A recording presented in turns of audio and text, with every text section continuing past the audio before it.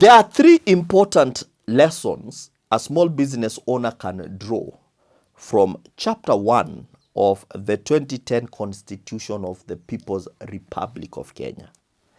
I have always said that a constitution is not a legal document.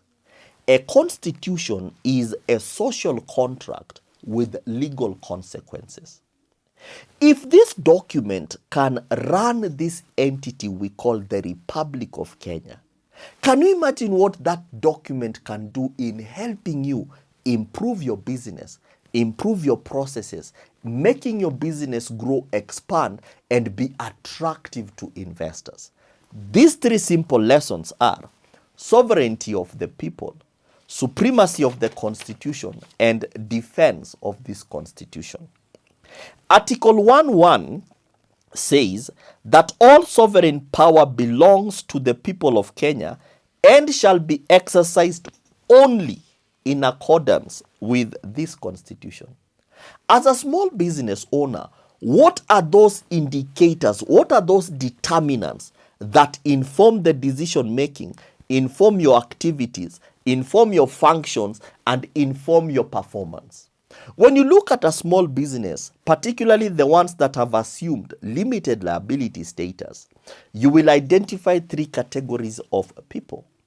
The first category is what we call the subscribers of the entity. The second category are the people working in the business that is owned by the entity. The third category are the people for whom the business exists. These are people that we call customers, clients, or consumers.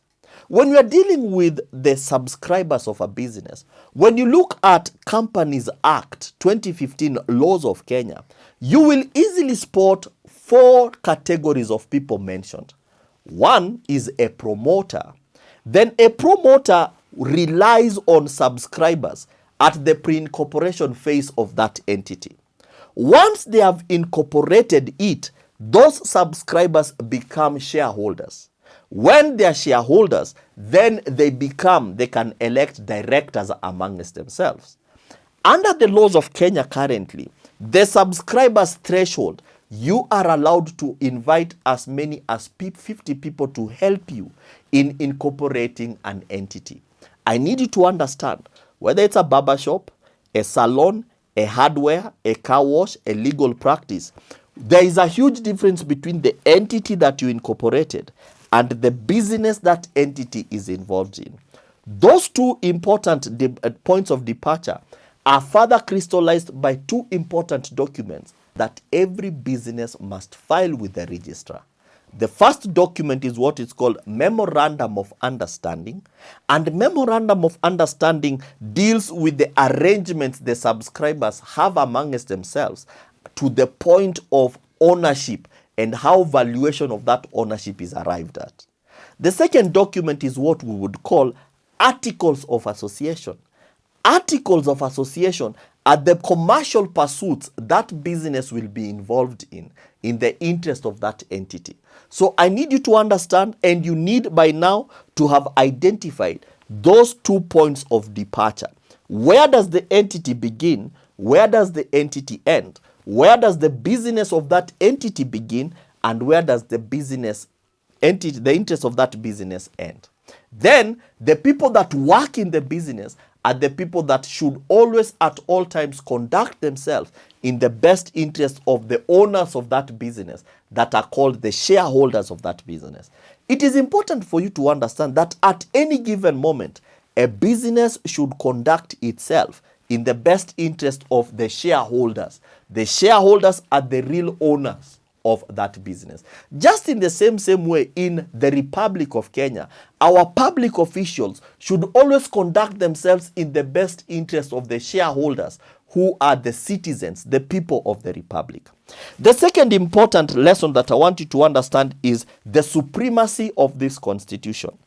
In Article 2.1, it says, this constitution is the supreme law of the Republic. In your entity, in your business, what is that supreme law that you have at place? Are you aware, and the people working around you, are they aware of the supremacy of that which you would regard that this document is the supreme document in this business?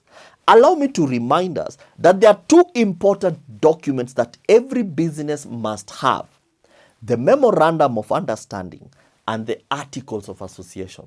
Regardless of arrangements that you have entered into in commercial pursuits, no document should ever be supreme to your Memorandum of Understanding or your Articles of Association. These two are the supreme documents as far as your business is concerned. As far as your business is concerned, these documents should supersede collaborations, joint ventures, or partnerships that you might pursue in the interest of commercial pursuits. So it is very important for you to understand that all decision making should be made informed by the Memorandum of Understanding and the Articles of Association. When a business veers off in commercial pursuits beyond what that business has advanced as Articles of Association, that business is said to be committing an offense against itself. You know how the Bible says that when a man commits fornication, that man sins against his own body? It's in the same way. When a business veers off the Articles of Association, that business is committing an offense against itself. Why?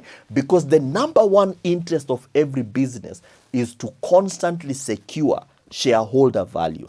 That is an important observation that every small business owner must be constantly aware of.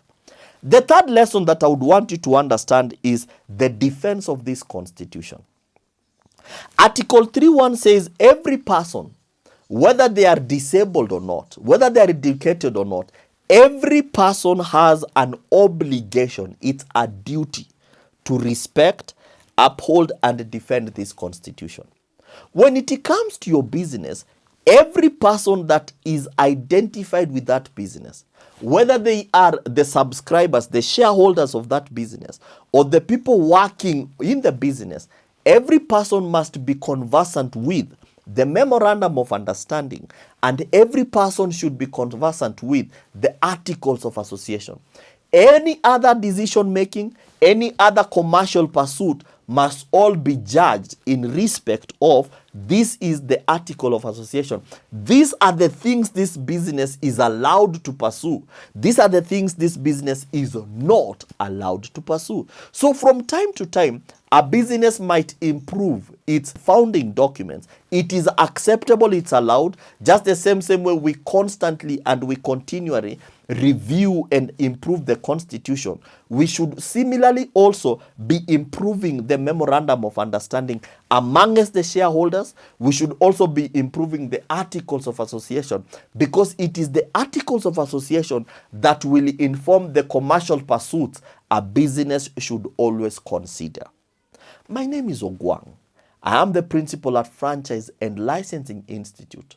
We exist to help you identify your available intellectual property and help you maximize your intellectual property at the marketplace. Kindly consider rewarding this video with a like, a share, and let's interact in the comment section. And just in case you might need to be helped in improving your Memorandum of Understanding or your Articles of Association, all our contact details are in our bios. I will see you in the next one. Until then, take care, God bless, and bye-bye.